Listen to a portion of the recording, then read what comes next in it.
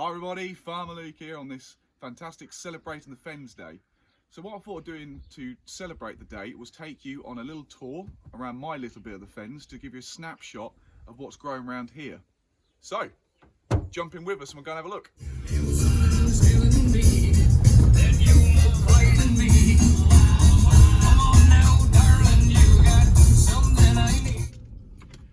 So, first stop is one of the main crops that's growing on an arable farm, and you'll see a lot when you're driving about the Fens, is wheat. Now, as you all know, wheat goes to make flour, bread, biscuits, a whole range of stuff. It also goes into animal feed as well. Now, wheat's planted from September right the way through to December. It can be planted, and it's harvested around August. And that is why there's a lot of tractors on the road carting grain back to the farm.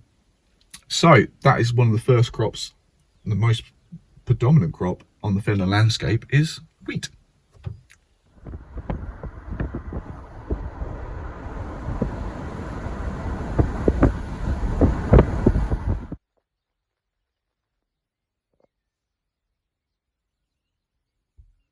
So the second stop on this journey is barley.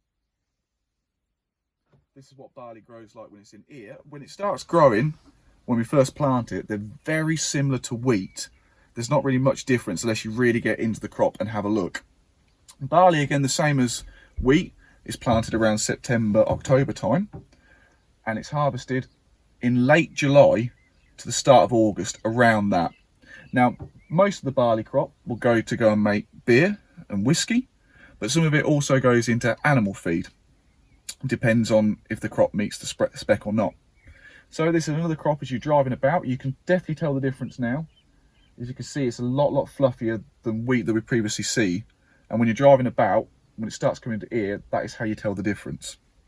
So, let's have another look and see what else we can find.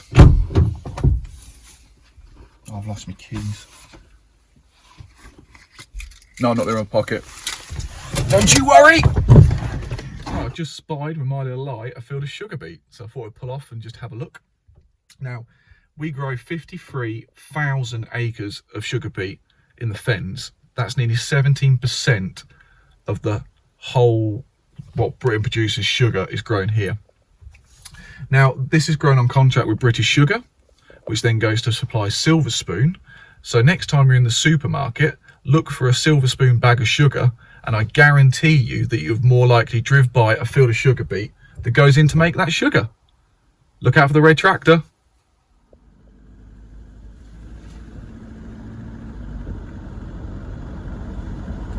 So another stop, another field. Now, I don't think I have to say what's in this field. I think everyone knows. This, in the Fens here, we grow 29% of the nation's crop just in the Fens alone. They are, of course, potatoes.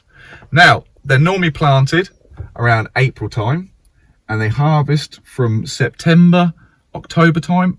There's an old Fenland saying that you want to get them all done by the 5th of November, fireworks night, is the ideal, the latest you possibly harvest potatoes, well, in theory. Now, people have asked why they're in ridges. Obviously, they're not seeing my fantastic videos, Farmer Luke videos on how to grow potatoes and how we do plant them. But in a simple terms, they're growing in ridges because it's easier to care and harvest the potatoes. If it's a flat surface and we plant them underneath, it makes it harder for us to get machinery in there to dig them, and also to keep ridging them up, because potatoes don't particularly like sunlight. The actual potato that's underground, the leaves love it, but the actual potato don't. If it sees too much sunlight, it causes a chemical reaction in the potato that turns it green, which is not very nice for us. So that's why, in a very scaled down nutshell, explaining why they're in rows. So these are going to be gracing the nation's plates via chip shops. Predominantly they'll be going to chip shops in the Fens, but also all around the United Kingdom. Depends on where the merchant decides to sell them. So let's move on to the next field, on to the next one. So we pulled off again. We're next to a field of oilseed rape. Now, this would have been a picture of a crop a few months back, being with it all out in flowers and it being all yellow, making everyone sneeze. Now we get a bit further in the year. This is a few weeks off combining. This particular crop is planted in August. It's one of the first crops of the year that we plant, and it's harvested in July, August at the very latest. This crop will be heading to make oilseed rape oil. Fingers crossed when it's harvested.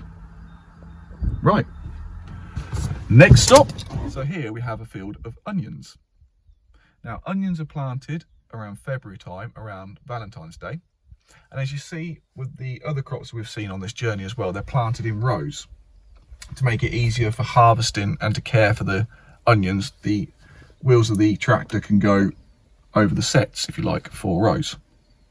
Now, onions are harvested around August time, and they're lifted up, so they're topped and then lifted into rows so the sun can dry them out. So if you pick an onion up, the skin's all flaky, it's because it's been dried out by the sun, which then makes them keep better when they get into the shed.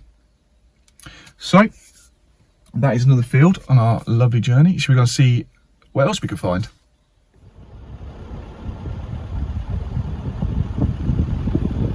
Now, this particular crop is an unusual crop to see down the Fens, or it would have been 10-15 years ago.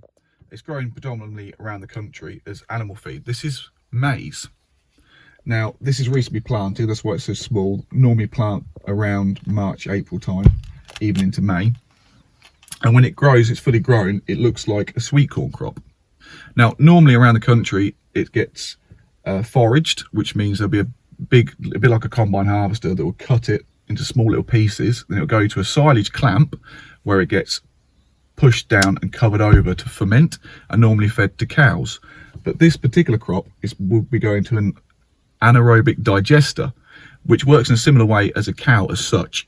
It's still cut the same way, it's still put in a silage clamp, but it's fed into a big dome. You might have seen it around here, which there's loads of microorganisms there that feed off the food that's put in there, such as maize and also other food wastes, and they produce a gas. That gas is then channeled into a massive engine, which then the gas powers the engine, which powers a turbine, which then sends electric to all your homes. So this is an environmental friendly way of producing electric.